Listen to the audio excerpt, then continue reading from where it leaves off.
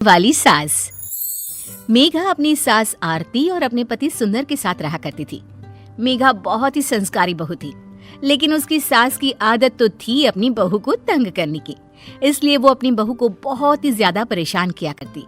ऐसे ही एक दिन मेघा अपनी सास को चाय देती है। वो चाय देखकर उसकी सास कहती है, अरे ओ बहू, ये कैसी चाय बनाई है? दिखने में बिल्कुल ठीक नहीं लग रही, रंग भी कुछ अच्छा नहीं है। तू एक काम कर, मेरे लिए फिर से चाय बना दे और इस बार कड़क और बढ़िया रंग वाली चाय बनाना। मम्मी जी, चाय तो बिल्कुल ठीक है, अगर इससे ज्यादा कड़क चाय बनाई तो आप पी भी नहीं पाओगे।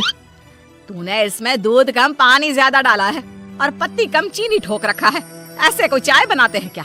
कितनी बार समझाया पर तू मेरी बातों का ध्यान ही नहीं देती। ठीक है मम्मी जी, आगे से मैं ध्यान रखूंगी। इतना कहकर मेघा वहाँ से चली जाती है और इधर आरती खुद से बोलती है, वैसे मेरी बहू सारा काम अच्छा करती है, पर मैं इसकी तारीफ कर दूंगी तो ये मेरे सर पर चढ़कर ताता थैया करेगी। इससे तो अच्छा है कि मैं इसके काम में कमियां ही निकाल कर इसको तंग किया करूं। थोड़ी देर बाद आरती अपनी बहू के पास जाती है। उसे कपड़े धोते हुए देखकर कहती है, बहू, तूने कपड़े धोना नहीं सीखा है क्या? क्यों, क्या हुआ मम्मी जी, आप ऐसा क्यों बोल रही हैं? अरे देख तो जरा इस कपड़े को, अभी भी कितने मैले हैं। माँ जी, वो आपको मैले इसलिए दिख रहे हैं क्योंकि उन्हें अभी मैंने धोए ही नहीं है। हाँ ठीक है, कोई बात नहीं, लेकिन मैं तुझे अभी और कपड़े ला कर दे रही हूँ, अच्छे से धोना। जी माँ जी, जैसा आप कहें। आरती उसको बहुत सारे कपड़े ला कर देती है। अगले 2 घंटे बाद आरती उसको आवाज लगाती है, मेघा, अब मुझे खाना पीना देगी या नहीं देगी? खाना बन चुका है तो लगा जल्दी से, बहुत भूख लग रही है। मेरी सासू माँ भी ना जीने नहीं देंगी मुझे। हाँ माँ जी, दे रही हूँ। इतना कहकर मेघा अपनी सास को खाना परोसती है। जैसे ही उसकी सास खाना खाती है, अपनी बहू से कहती है, हाय हाय, कितना बेकार खाना बनाया है तूने। ऐसे भी कोई खाना बनाता है क्या? इससे अच्छा तो मैं बनाती हूँ खाना। देख तो जरा, नमक कितना कम है। तुझे खाना बनाना बिल्कुल नहीं आता। तेरी माँ ने तुझे कुछ सिखाया ही नहीं है क्या? बस माँ जी, बहुत हो गया। आप जब तक मुझे बोल रही थी तब तक ठीक था, लेकिन अब मेरे घर वालों को कुछ भी मत बोलिए। आगे से मैं ध्यान रखूंगी कि नमक कम ना हो। इतना कहकर मेघा वहाँ से चली जाती है। अगले दिन अपने पति के साथ बाहर जाने का प्लान बनाती है तो वो जीन्स पहनकर निकलती है। ये देखकर आरती मेघा से कहती है, बहू, तेरी शादी हो चुकी है, अब तू कुंवारी नहीं है जो इस तरह से जीन्स पहनकर बाहर जा रही है। माँ जी, अकेले थोड़ी जीन्स पहनकर बाहर जा रही हूँ, मैं इनके साथ बाहर जा रही हूँ। और वैसे भी जीन्स में बुराई क्या है? अरे हाँ, बढ़िया आई, मुझसे पूछने वाली बुराई क्या है? अरे चल जा यहाँ से, साड़ी पहन कर आ। बेचारी मेघा, सास के सामने उसकी एक ना चली। वो जाकर साड़ी पहनकर आती है और दोनों घर से निकलते हैं। मेघा रास्ते में अपने पति से कहती है, सुंदर जी, आपकी माँ ने तो हद ही कर दी, हर चीज में कमी निकालती हैं। चाहे मैं कुछ भी कर लूं, लेकिन वो मुझे तंग करने का कोई ना कोई बहाना ढूंढ ही लेती हैं। अरे मेघा, अगर वो तुम्हें तंग कर रही है तो तुम भी उनकी बहू हो। अब उन्हें कैसे संभालना है तुम्हें पता होना चाहिए।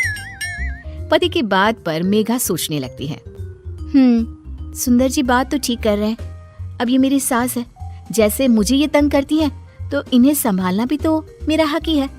इतना सोचकर वो अपने पति के साथ वापस घर आ जाती है और अगली सुबह मेघा अपनी सास को चाय देती है। जैसे ही उसकी सास वो चाय पीती है, वैसे ही अपनी बहू मेघा से कहती है, अरे मेघा, कब सीखोगी चाय बनाना? आज तक एक प्याली चाय ठीक से नहीं बनाई। क्यों, क्या हो गया मम्मी जी? आज क्या दिक्कत है मेरी चाय में? अरे देख तो जरा, इसमें पानी ही पानी है और चीनी तो है ही नहीं, और चाय पत्ती इतनी ज्यादा डाल रखी है कि चाय कड़वी हो गई है। लेकिन मम्मी जी, पिछली बार आपको ही तो पत्ती वाली चाय चाहिए थी ना, तो आज मैंने पत्ती वाली ही चाय बनाई है। अच्छा चल ठीक है, तू जाके घर की साफ सफाई कर ले। थोड़ी देर बाद सास छत पर जाती है। वो देखती है कि उसके सभी गंदे कपड़े धूप में सूख रहे हैं। वो मेघा से कहती है, बहू, ये क्या, तूने गंदे ही कपड़े धूप में सूखने के लिए डाल दिए? अरे कम से कम इसको धो तो देती। अरे मम्मी जी, वो मुझे ना आज साबुन नहीं मिला, तो मैंने ऐसे ही पानी में डालकर सीधा धूप में सुखा दिया। ओहो, जब साबुन ही नहीं था तो इतनी मेहनत भी क्यों करी? मम्मी जी, आपको मेरी मेहनत की चिंता कब से होने लगी?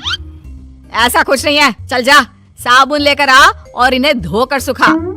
क्या मम्मी जी, आप भी? अभी तो मेरी मेहनत की फिक्र कर रही थी और अब फिर से दोबारा मुझसे मेहनत करवाना चाहती है। अरे एक दिन की तो बात है, यही पहन लीजिए ना आप।